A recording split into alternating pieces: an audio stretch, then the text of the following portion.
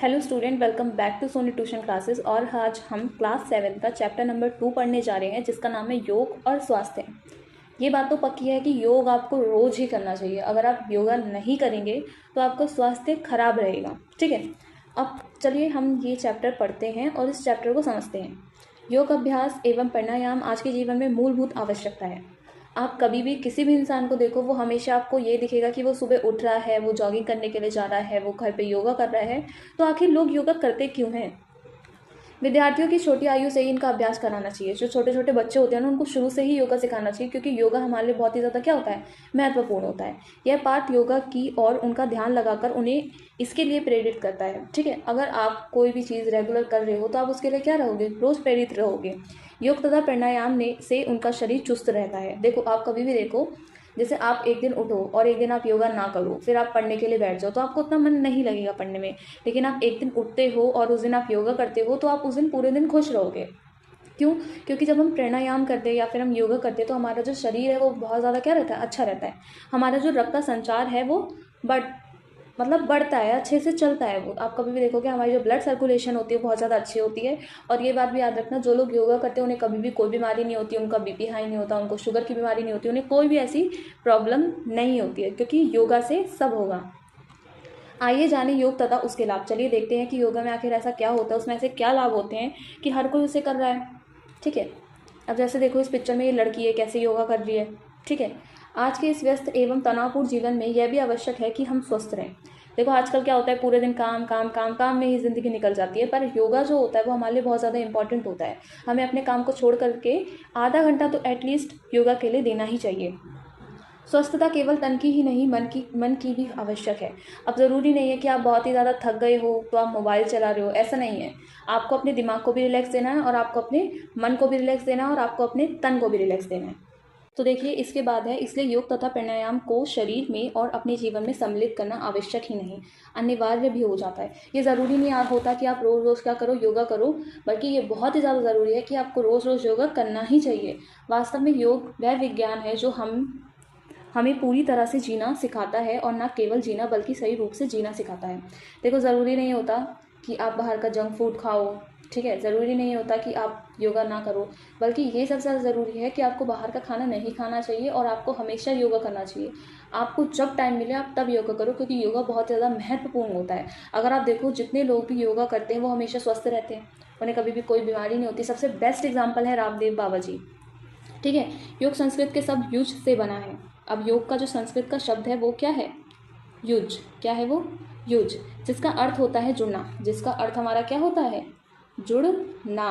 क्या होता है, जुड़ना। इसे जुड़ने में मनुष्य की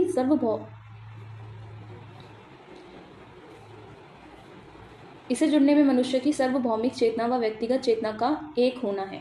सरल शब्दों में कहा जाए तो यह शरीर, मन और भावनाओं को संतुलित करता है। देखिए, अगर हम योगा करेंगे तो हमारा मन हमेशा ठीक रहेगा। जैसे मान लो, अगर हमारा मन करता है कि हमें नहीं पढ़ना है, नहीं पढ़ना है, नहीं पढ़ना है, तो अगर हम योगा करेंगे तो हमारा मन ये करेगा कि हाँ हमें पढ़ना है, हाँ हमें कुछ करना है। तो योगा हमारे लिए क्या होता है, हमारे लिए, हमारे मन के लिए, हमारे शरीर के लिए बहुत ही ज़्यादा क्या होता है, यहाँ तक कि हमारी भावनाओं के लिए भी बहुत ही ज़्यादा अच्छा होता है। और ये हमारी इन सारी चीज़ों पर यह हमारी भावनाओं को संतुलित करता है। ठीक है, इस प्रकार योग जीने का एक तरीका होने के साथ साथ एक उद्देश्य भी है कि इसमें पूरा यही बताया गया है कि योगा बहुत ज़्यादा इंपॉर्टेंट होता है। और ये बात सच है कि योगा इंपॉर्टेंट होता है। जो योगा होता है उसके 4 अलग अलग भागों में उसे विभाजित करा गया है। 4 भाग है। पहला है राजयोग, फिर है कर्म योग, भक्ति योग और ज्ञान योग। चलिए इन सारे योग के बारे में एक एक करके जानते हैं। सबसे पहला है हमारा राजयोग। योग में ध्यान लगाना ही शाही यानी राजयोग है। इसके 8 भाग होने के कारण संत पतंजलि ने इसको अष्टांग योग का नाम दिया है। ये 8 अंग इस प्रकार हैं: यम, नियम, आसन, प्राणायाम, इंद्रियों पर नियंत्रण, एकाग्रत, मेडिटेशन और समाधि। इन सब से प्रसिद्ध है आसन। अधिकतर लोग तो आसन को ही योग समझते हैं। देखिए, राजयोग का मतलब होता है कि हम जो भी काम कर रहे हैं, हम जो भी योगा कर रहे हैं, उसके लिए सबसे ज़्यादा इंपॉर्टेंट होता है आपका आसन। ठीक है, ये नहीं कि आप कहीं भी बैठ गए हैं योगा करने के लिए, ऐसा नहीं होता। आपको कभी भी योगा करना है तो आप शांत जगह पे बैठिए। ठीक है, इसके लिए सबसे ज़्यादा इंपॉर्टेंट होता है कि आपका यम, नियम, मतलब आपको रोज़ नियम बनाने कि हाँ आपको सुबह जल्दी उठ करके ही योगा करना है। आपका आसन अच्छा होना चाहिए, आपको प्राणायाम करना चाहिए, और आपको नियंत्रण रखना चाहिए। ठीक है, आपको मेडिटेशन करना चाहिए। तो ये सारी चीज़ें किस में आ जाती हैं, राजयोग में। नेक्स्ट हमारा कर्म योग। कोई भी व्यक्ति कर्म योग से बच नहीं सकता। इस योग में ऐसा माना जाता है कि जो हम वर्तमान में अनुभव करते हैं वह हमारे कर्म से अतीत में बनाया गया है। देखिए, कर्म योग का मतलब होता है कि जो हम चीज़ें कर रहे हैं, चाहे वो चीज़ हम अच्छी कर रहे हैं, चाहे वो चीज़ हम बेकार कर रहे हैं, वो चीज़ हमारे आगे आएगी ही आएगी। ये बात हमेशा याद रखना। अगर आज आप किसी को बेफालतू में थप्पड़ मार रहे हैं तो कल वही थप्पड़ आपके गाल पे आके ज़रूर लगेगा, ये बात याद रखना। पर अगर आप कभी ऐसा कर रहे हैं कि किसी भिखारी को पैसा दे रहे हैं, किसी की सहायता कर रहे हैं, किसी बूढ़े को रोड क्रॉस करवा रहे हैं, तो वो चीज़ भी एक ना एक दिन आपके आगे ज़रूर आएगी। तो आप जैसा कर्म करेंगे वो चीज़ आपको वापस मिलेगी ही मिलेगी। तो देखिए, हम वर्तमान में ये चीज़ें अनुभव करते हैं। देखिए, अगर आपको ऐसा लगता है कि आप बेकार काम करेंगे और आप बच जाएंगे, तो ये आपकी सबसे बड़ी भूल है, क्योंकि आज तक कभी भी कोई भी नहीं बच पाया इन सारी चीज़ों से।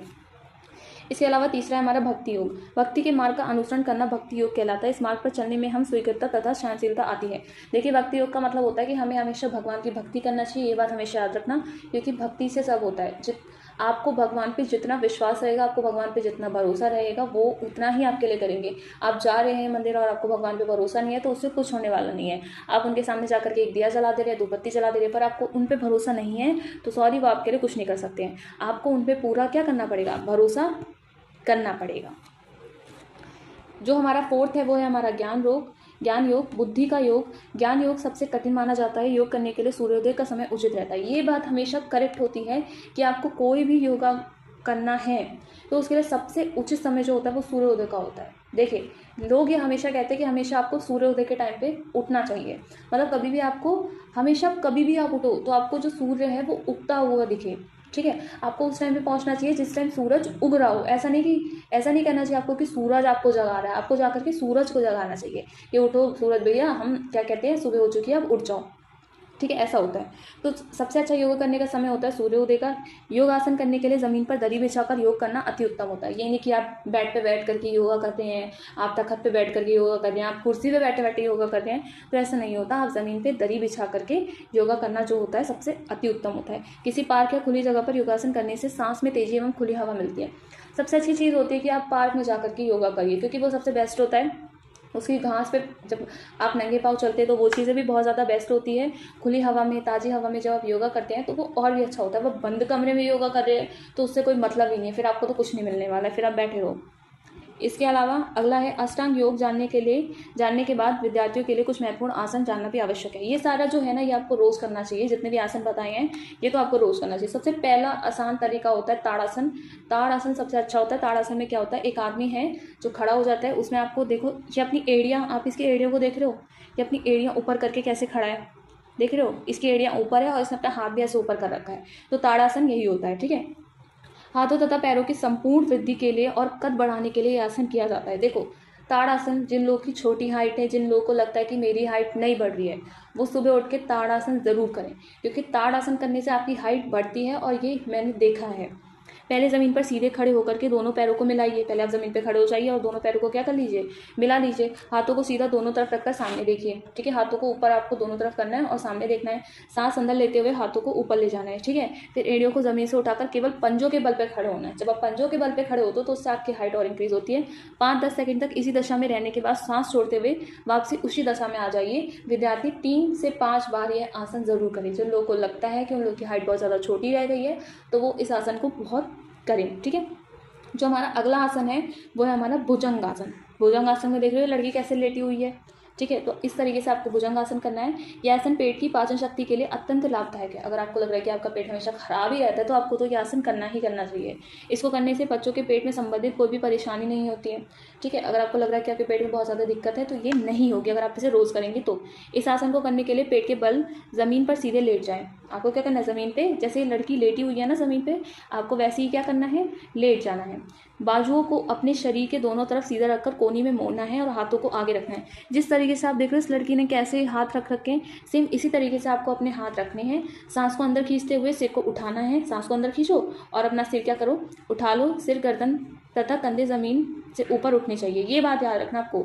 ठीक है, टांगे, पैर तथा कूल्हे ज़मीन पर रहने चाहिए। ठीक है, इस अवस्था को 10-15 सेकंड तक रहने के बाद सांस बाहर छोड़ते हुए उसी अवस्था में वापस आ जाना है। इसको भी आपको 3-4 बार करना है। अगर आपको ऐसा लगता है कि आपके पेट में हमेशा गड़बड़ी रहती है तो आपको ये आसन ज़रूर करना है। ठीक है, नेक्स्ट जो हमारा है वो देखो हमारा कौन सा है, स्वास्तिक आसन। स्वास्तिक आसन में देखो ये तो आप लोगों ने करा ही होगा। ये जो आसन होता है ये जैसे साधु बाबा करके नहीं बैठ जाते हैं ऐसे करके, वैसे ही वो वाला आसन है। ठीक है, ध्यान लगाते हेतु या उचित आसन ये आपको करना ही चाहिए। इससे आपका जो दिमाग होता है वो बहुत शांत रहता है। जो भी आपके दिमाग में कचरा भरा हुआ है ना कि आपको रोज़ मैगी खानी है, रोज़ बाहर का जंक फूड खाना है, गेम खेलना है, या बाहर जा करके बैडमिंटन खेलना है, या मोबाइल में गेम खेलना है, पूरे दिन मोबाइल चलाना है, रील स्क्रॉल करनी है, तो उसके लिए आपको ये करना ही चाहिए। सर बताऊँ तो पैरों की थकावट व दर्द को दूर करने में भी मदद करता है। अगर आपको लगता है कि आप स्कूल से इतना बोझा उठा करके घर आते हो और फिर वापस स्कूल जाते हो तो उस टाइम पे आपके पैरों में बहुत दर्द होता होगा, तो उसके लिए आपको ये आसन करना चाहिए। चटाई पर आलती पालती मार कर बैठ जाइए, जैसे लड़का बैठा हुआ है ना आलती पालती मार करके, इसे जिस तरीके से ये पैर अंदर कर रखे हैं ना उस तरीके से आपको पैर अंदर करके बैठ जाने हैं। बाएं पैर को घुटने से मोड़कर दाहिनी जगह को घुटने से बीच की इस प्रकार रखना है, जैसे इसने पैर रख रखे सेम आपको उसी तरह रखना है। फिर पैर का तलवा छिप जाए इस तरीके से आपको करना है, यानी कि आपका पैर का तलवा दिख रहा है ऐसा नहीं। उसके बाद दाहिने पैर के पंजे और तलवे के बाएं पैर के नीचे की इसे जांघ और पिटली के बीच स्थापित करने में स्वास्तिक बन जाता है। ध्यान मुद्रा में बैठकर रीढ़ की हड्डी सीधी को सांस खींचकर व्यक्तिगत किसी प्रक्रिया को पैर बदलकर भी करें। देखो उसके बाद आपको ये वाला आसन करना है। वाला आसन सबसे बेस्ट होता है, इसमें आपको हाथ भी ऐसे रखना है और शांत रहना है। ये नहीं कि आप ऐसी जगह बैठ गए जहाँ पे टीवी भी चल रहा है, मोबाइल भी चला रहा है, कोई सो भी रहा है, बातें भी कर रहा है, तो ऐसी जगह नहीं बैठना है। आप ऐसी जगह बैठो जहाँ का माहौल बहुत ज़्यादा शांत हो। ठीक है, और ये नहीं कि आप दोपहरी में गए हो ये सारी चीज़ें करने, बहुत ज़्यादा दोपहर हो रही है 2-3 बज रहे हो, धूप में जा करके आप ऐसे बैठ गए हो और कर रहे हो, ऐसा भी नहीं करना। आपको सुबह के टाइम ही करना है ये सारी चीज़ें। अगला देखते हैं, अगला जो हमारा है वो है शवासन। शवासन में आप देख रहे हैं लड़का कैसे लेट गया एकदम। ठीक है, ये भी एक तरीके का आसन होता है। अब कुछ बच्चे बोलेंगे कि मैम ये हम तो क्या कहते हैं बेड पे लेट करके भी कर सकते, तो ऐसा नहीं करना है, बेड पे लेट करके नहीं करना है, ये ऐसी जगह करना है जहाँ पे शांत हो और ज़मीन में ही करना है इसको। पर चलिए आप पूरे दिन सो रहे हो और आप फिर कहो कि मैं शवासन कर रहा हूँ, तो ऐसा नहीं है। शवासन करने के बाद शवासन किया जाता है। इसको करने से शरीर व दिमाग दोनों की शांति मिलती है। अब लोग कहेंगे कि क्या कहते हैं, बच्चे कहेंगे कि दीदी या मैम मैं सो जाता हूँ तो उसमें मेरे दिमाग और क्या कहते हैं बॉडी को बहुत ज़्यादा शांति मिलती है, तो ऐसा नहीं होता है। देखिए जब शवासन किया जाता है तो उसके बाद इससे दिमाग और शरीर दोनों को ही शांति मिलती है, और जो विद्यार्थी होते हैं वो इस आसन को करके थकान व तनाव दोनों को दूर कर लेते हैं। तो ज़मीन पर पीठ के बल लेटकर टांगे और भुजाएं आराम की अवस्था में मगर थोड़ी खुशी हुई हो, और दोनों टांगों को एक दूसरे से दूर रखें, हथेलियाँ आकाश की ओर हो, आंखें बंद करके सांस अंदर खींचिए, फिर धीरे धीरे छोड़िए। शरीर को ढीला छोड़ दिया जाता है, सकारात्मक सोच रखिए। ठीक है, इतना करने के बाद फिर आसन के अतिरिक्त कुछ परिणाम भी है जिससे विद्यार्थी अपने स्वास्थ्य को अच्छा रख सकते हैं तथा तनाव को दूर कर सकते हैं। इसमें होता है कपालभाति, अनुलोम विलोम, वृश्चिक प्रमुख तथा सरल प्राणायाम है। आज योग का महत्व संपूर्ण विश्व जान चुका है। प्रतिवर्ष 21 जून को विश्व योग दिवस, ये बात याद रखना कि कब मनाया जाता है, तो 21 जून कब मनाया जाता है, 21 जून को क्या मनाया जाता है, विश्व योग दिवस मनाया जाता है। इसमें विश्व को सभी देशों को अलग अलग शहरों को योग प्रक्रिया होती हैं। इस बार विश्व योग दिवस पर 21 जून 2018 को हमारे देश के प्रधानमंत्री जी ने उत्तराखंड के देहरादून में हजारों लोगों को साथ मिलकर योग किया था। प्रधानमंत्री के सभी हेतरून डोलोन तथा शंघाई से लेकर के शिकागो तक, जकार्ता से लेकर के जोहान्सबर्ग तक योग ही योग है। तो ये जो हमारा चैप्टर है ख़त्म होता है, और इस चैप्टर में यही था कि योगा बहुत ही ज़्यादा इंपॉर्टेंट होता है, आपको हमेशा करनी चाहिए। और इसमें कम से कम अगर आप सब नहीं कर सकते तो इसमें जितने दे रखे हैं, ताड़ासन हो गया या ये सारी चीज़ें हो गई हैं, अनुलोम विलोम हो गया है, कपालभाति हो गया, ये सारे तो एटलीस्ट आपको करने ही चाहिए अगर आप चाहते हैं कि आपकी बॉडी अच्छी रहे, थोड़ी रिलैक्स रहे।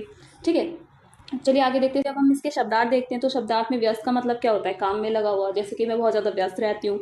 अनिवार्य का मतलब होता है ज़रूरी। सार्वभौमिक का मतलब होता है संपूर्ण संसार में। संतुलित का मतलब होता है नाप तोला। प्राणायाम का मतलब होता है शास्त्र प्रक्रियाएं। स्वीकृता का मतलब होता है मान्यता। अतीत का मतलब बीता हुआ समय। नियंत्रण मतलब रोक, और सकारात्मक मतलब अच्छी सोच। एक बात हमेशा याद रखना कि योगा करते हुए अच्छी सोच तो होनी चाहिए, क्योंकि पता चले आप योगा कर रहे हैं और आप सोचें अरे ये तो बहुत गंदा है, अच्छा वो तो बहुत गंदी है, तो ऐसा भी नहीं करना है। अब देखिए क्वेश्चन आंसर है, तनाव मुक्त रहने के लिए क्या आवश्यक है, सबको पता है क्या आवश्यक है, बताओ। मैं नहीं आंसर बताऊंगी, आप बताओ मेरे को। शरीर में और जीवन में किसको सम्मिलित करनी चाहिए। योगा संस्कृत के किस शब्द से बना है, अभी बताया था। योगा के कितने भागों में विभाजित किया गया, ये आपको बताना है। मैं नहीं बताऊंगी, आप बताओ कितने होते हैं। ठीक है, इसके अलावा योग के जुड़ने से आप क्या समझते हैं। योग के 4 भागों का नाम लिखिए। भक्ति मार्ग पर चलने से क्या प्राप्त होता है। अंतर्राष्ट्रीय योग दिवस कब मनाया जाता है। मैं नहीं बताऊंगी, बिल्कुल नहीं बताऊंगी मैं। योग की व्याख्या कीजिए। अष्टांग योग क्या है। ताड़ासन करने की विधि एवं लाभ बताइए। शवासन कैसे किया जाता है, इसके बारे में आसुमिक को बताइए। प्राणायाम से आप क्या समझते हैं, ये सारी चीज़ें बताइए। फिर इसके बाद है ये राइट रॉन्ग। आज के डैश उद्देश्य भी हैं। स्वस्थता किसकी होती है? तन की, मन की, तन और मन दोनों की। योग को अपने जीवन में सम्मिलित करना क्या है? अनिवार्य, अनावश्यक या आवश्यक? आप बताइए कौन सा होगा। योग किस शब्द से बना है? युग, युज या दोनों में से कोई नहीं? योग कैसी धारणा है? सार्वजनिक, सर्वाधिक या सर्वभौतिक, भौमिक? इसके अलावा विलोम शब्द लिखने हैं, वर्ण विच्छेद करना है, दो पर्यायवाची लिखने हैं। इसके साथ ही आपका चैप्टर होता है खत्म। अगर आपको मेरी वीडियो पसंद आई हो तो लाइक करना, शेयर करो और सब्सक्राइब करो। वीडियो देख तो लेते हो पर सब्सक्राइब नहीं करते हो, तो इस बार सब्सक्राइब करके जाना, ठीक है। चलिए मिलते हैं नेक्स्ट वीडियो में, तब तक के लिए बाय।